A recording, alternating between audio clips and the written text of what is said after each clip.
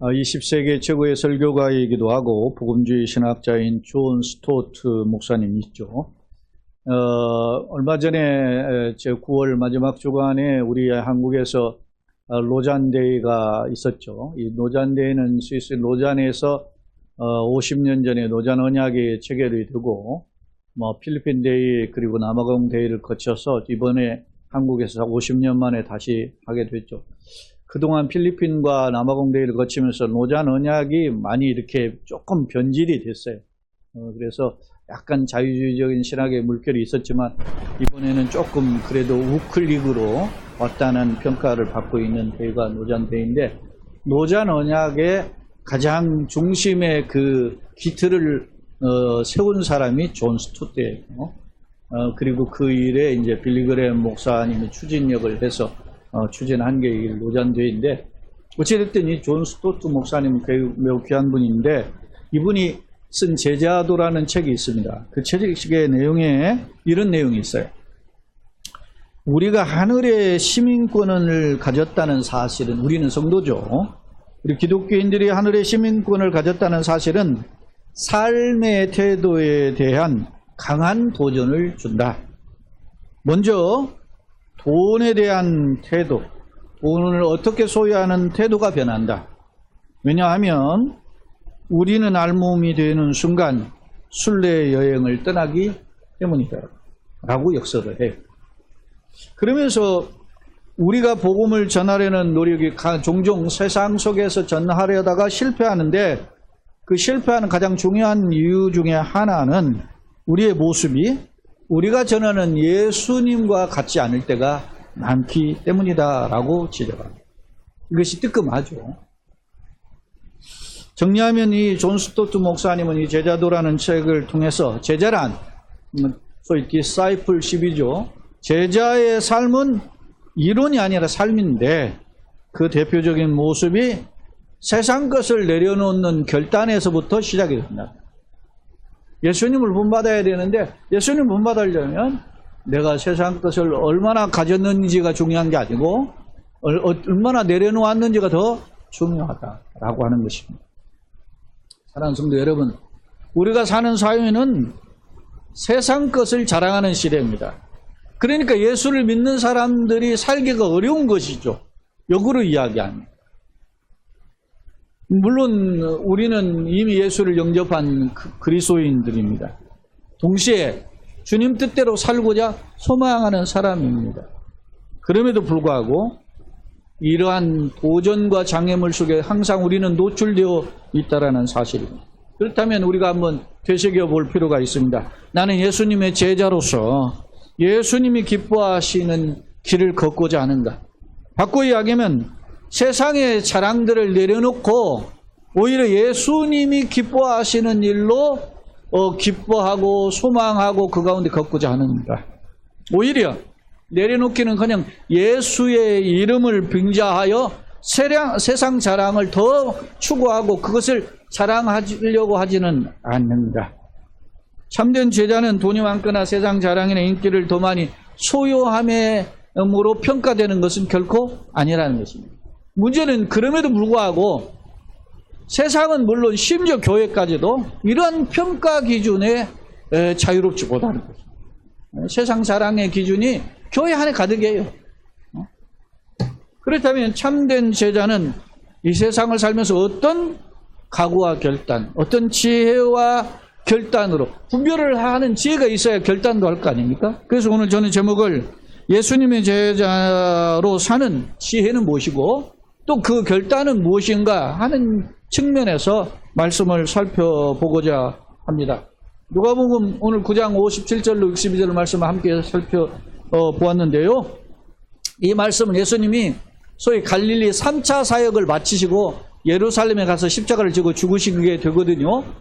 그런데 갈릴리 3차 사역을 마치신 후에 이제 예루살렘으로 가는 노정에서 벌어진 일종의 상황임을 오늘 본문은 기록하고 있습니다.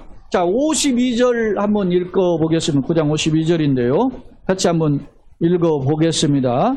자, 52절인데 사자들 앞서 보내신 정확하게 51절인데 우리 성경을 보고 같이 읽겠습니다.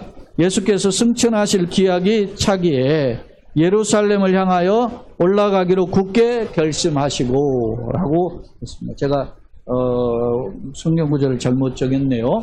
51절에 보면 여기 보면 예수께서 무엇하실?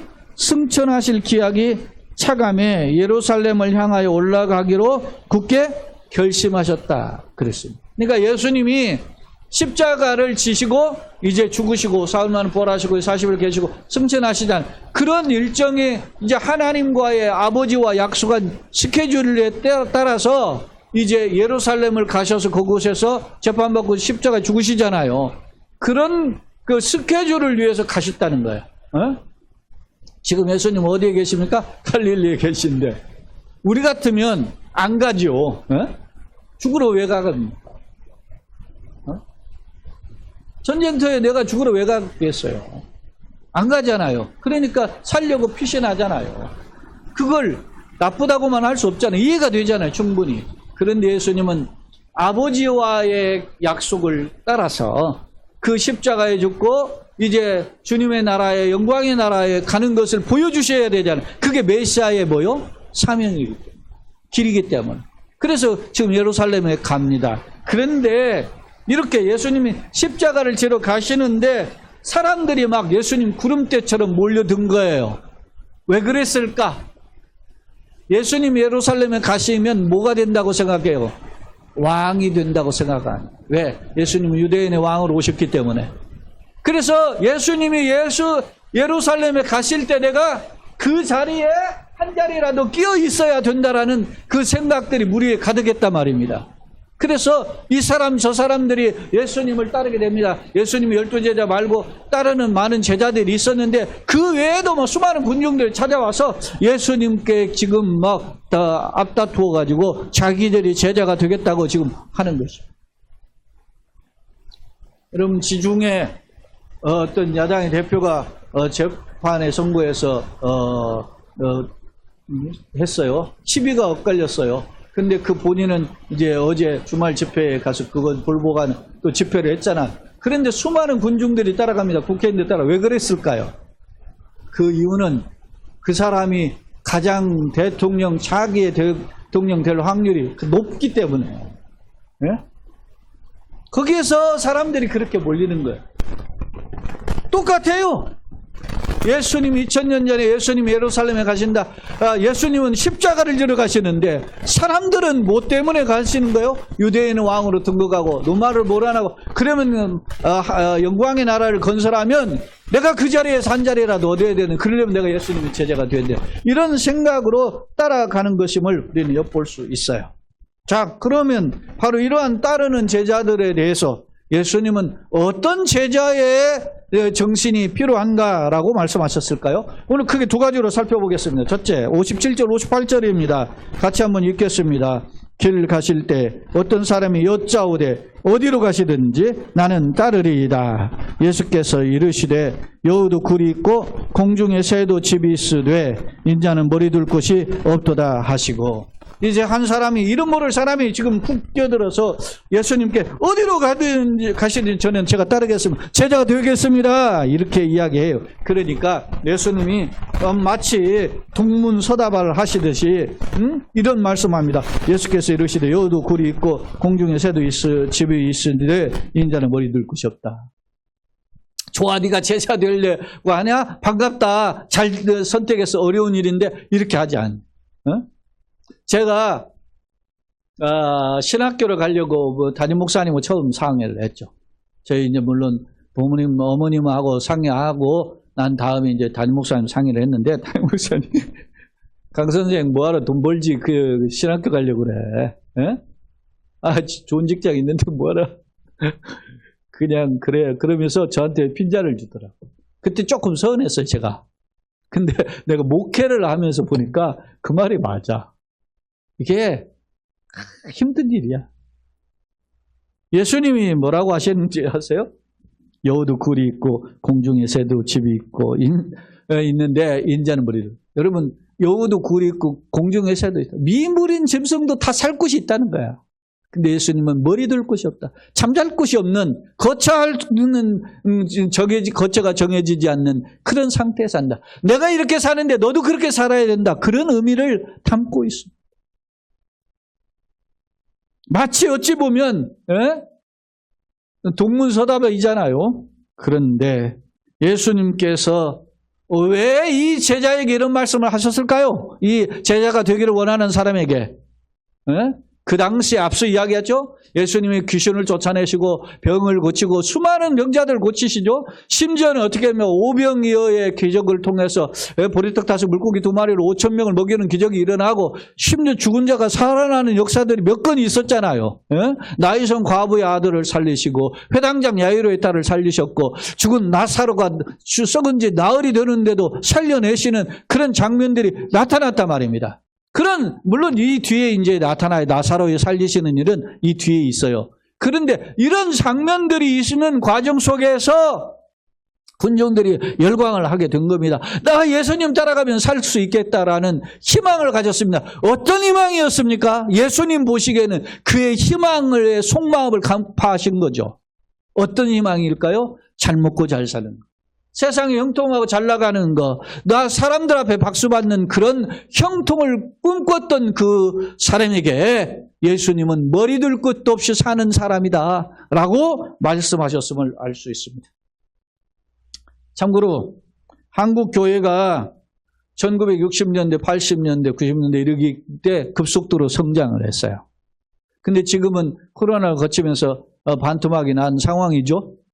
근데 이 1960년대, 70년대 요때 제가 학교를 다닌 사람들은 잘 알 겁니다.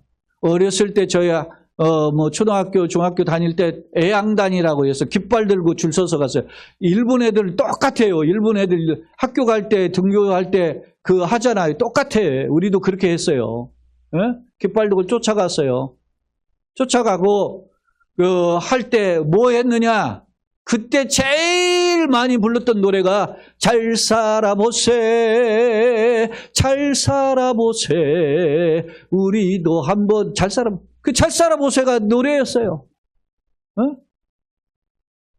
경상도 출신 대통령이 전라도 출신 가수를 좋아했던 사람이 딱 한 사람 있는데 그게 제가 보기엔 송대관이에요. 쨍하고 해뜰 날 돌아온 날 왜? 국가가 잘 살아보기에 온 힘을 모았던 시기였기 때문에. 근데 그때 한국 교회도 급성장을 했어요. 왜? 예수 믿으면 잘 먹고 잘 산다. 예수 믿으면 형통하다. 예수 믿으면 복 받는다. 예수 믿으면 건강하다. 그런 논리가 한국 사회의 성장과 함께 맞물려서 우리가 성장했어요. 그것을 부인할 수 없어요. 대표적인 교회가 70만 성도라고 하는 여의도 순복음교회 아닙니까? 여의도 순복음교회의 가장 핵심 성경 구절이 뭡니까? 돌아가신 조영규 목사님 하는 말씀이 소위 오중복음 삼박자 축복에서 삼박자 축복이 요한 3서 2절 사랑하는 자의 내 영혼이 잘됨같이 내가 범사에 잘되고 강건하기를 간구하노라. 그것이 요한 3서 1장 2절 아닙니까? 한 장으로 되어 있는 말씀. 그것을 소위 삼박자 축복이에요. 영혼이 잘됨 같이 범사도 잘되고 강건한 것. 그것이 소위 삼박자 축복이에요. 그래서 한국 교회가 이 삼박자 축복에 관련된 모두 다 쫓아갔던 것이 사실이에요. 하지만 오늘 본문의 예수님은 나를 따르게 되면 너가 강건하고 잘 먹고 잘 살기는커녕 오히려 살 것도 없다.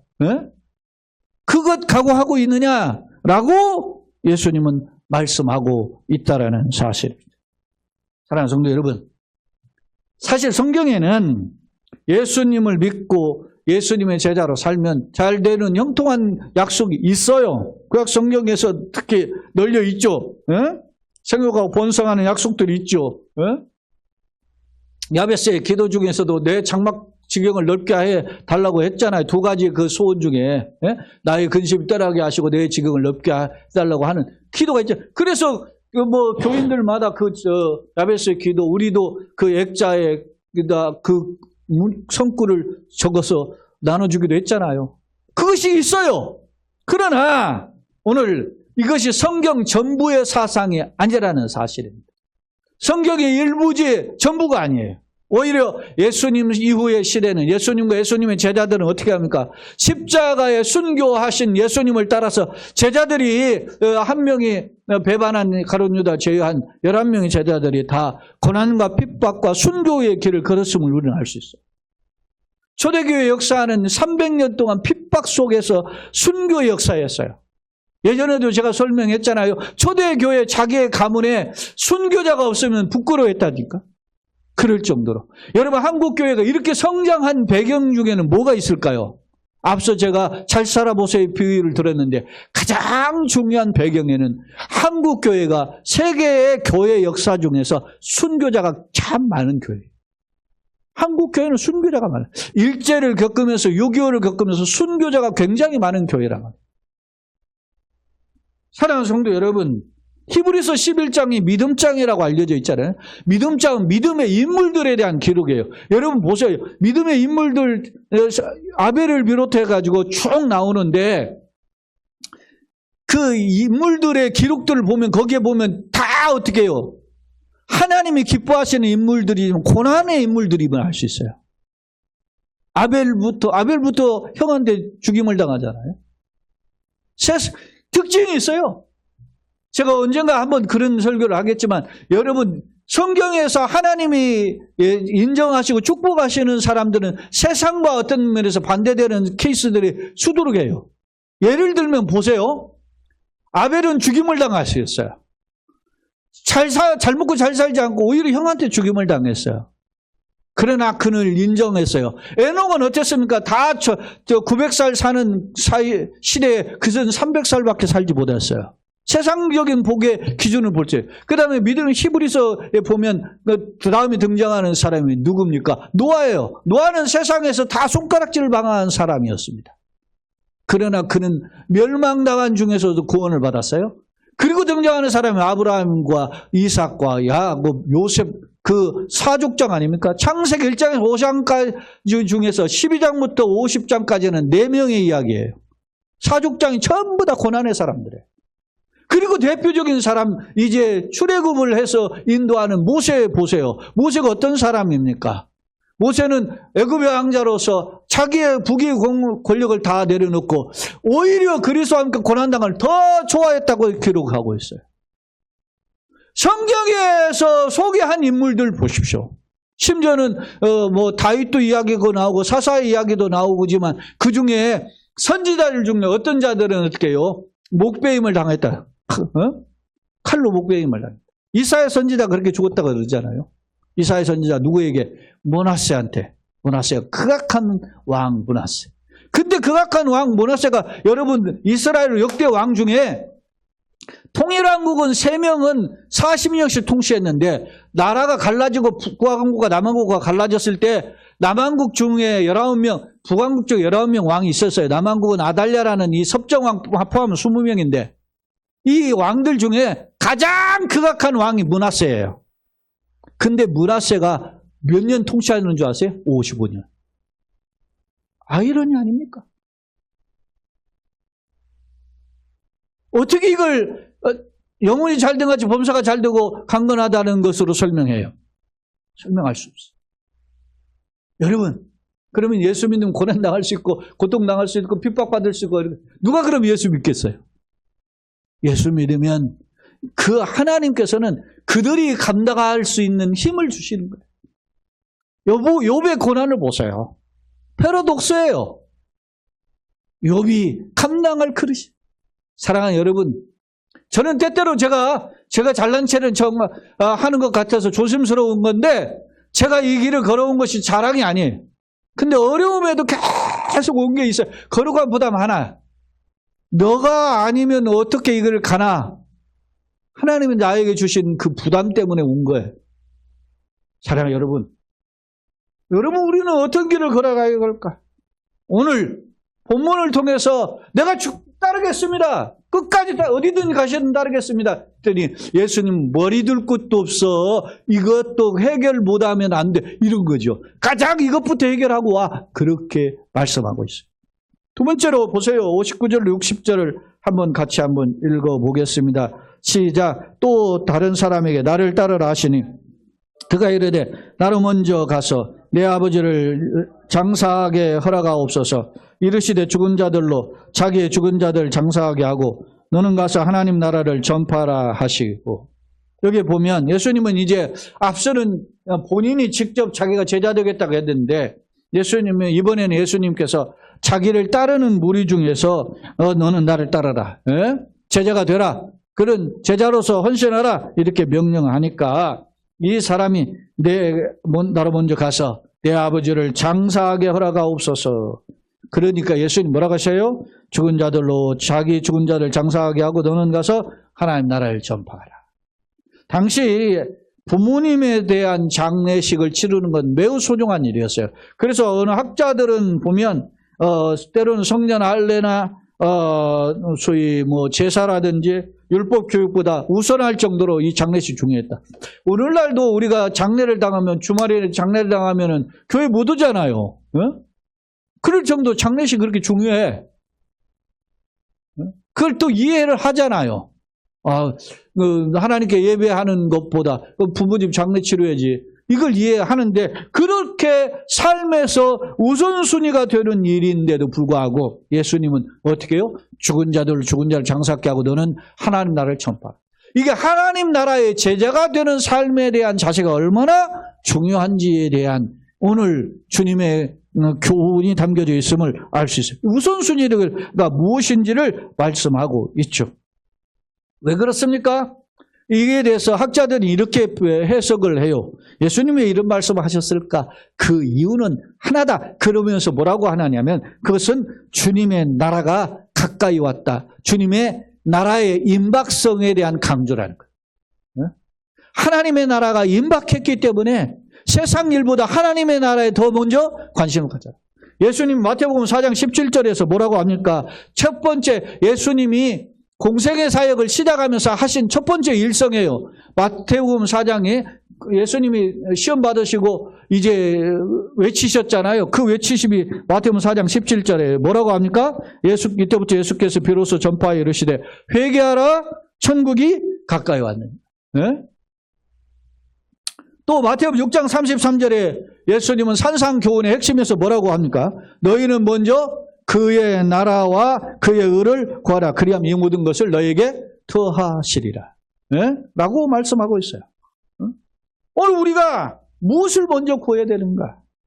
어떤 길을 걸어야 되는가? 자, 보세요. 61절 오늘 본문 다시 와서 9장 61절 62절을 한번 다 같이 읽겠습니다. 시작. 또 다른 사람이 이르되 주여 내가 주를 따르겠나이다마는 나로 먼저 내 가족을 작별하게 허락하소서.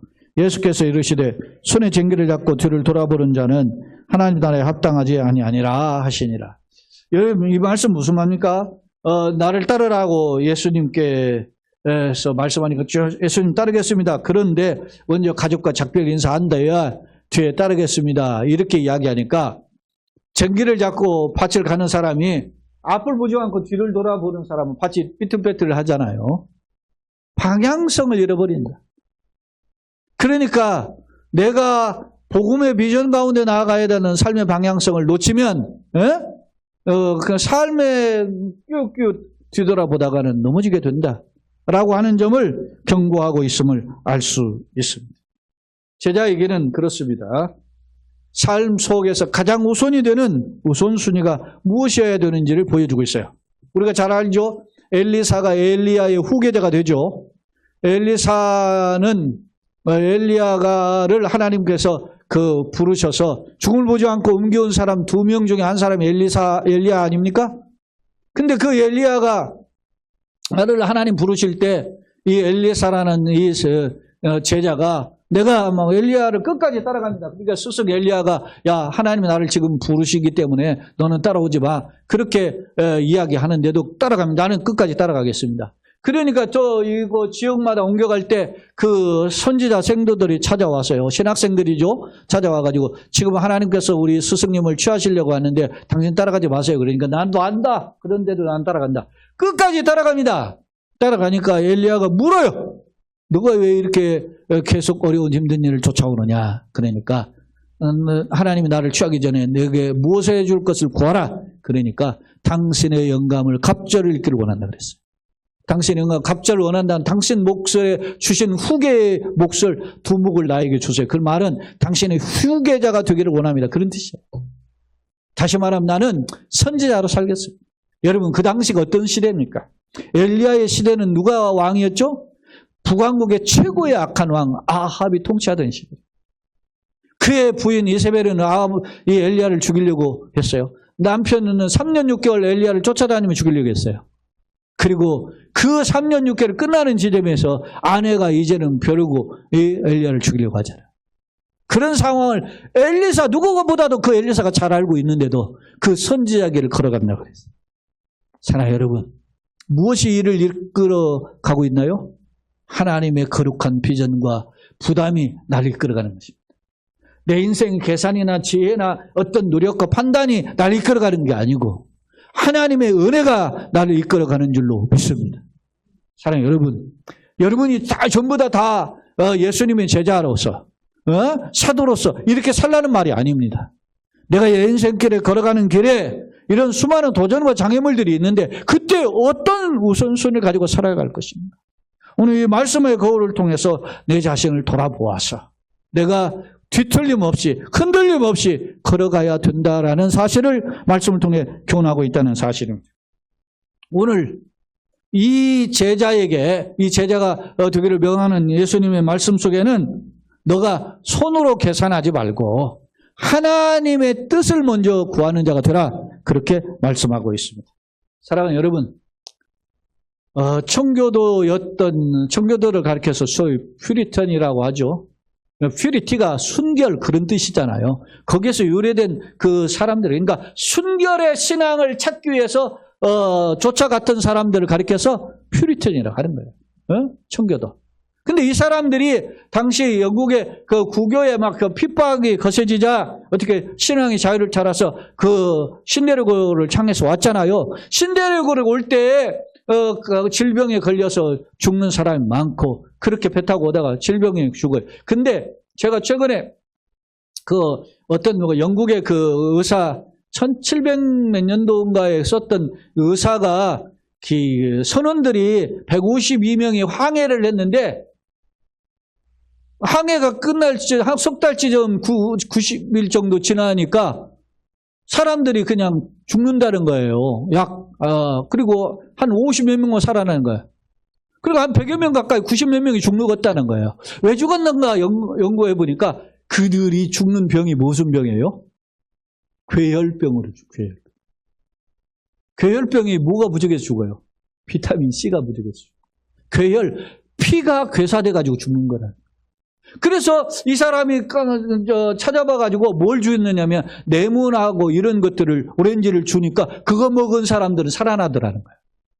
그래서 이게 뭐가 부족해서 죽었는가 연구해 보니까 그게 비타민 C가 뭐 이야기가 다른 각도로 갔는데 이 메이플을 타고 신뢰를 발견해서 온 사람들이 신뢰를 찾아서 온 사람들이 상당수가 죽었는데 3분의 1이 죽었는데 그중에 아마 이런 질병으로 죽은 원인 중에는 아마 이 괴혈병으로 죽지 않았을까 그런 생각을 하게 돼요. 저도 뭐 정확한 자료는 아니지만 어찌되든 그들이 또 정착을 하면서 그 많은 사람들이 그곳에서 정착하는 과정에서 또 죽임을 당해요.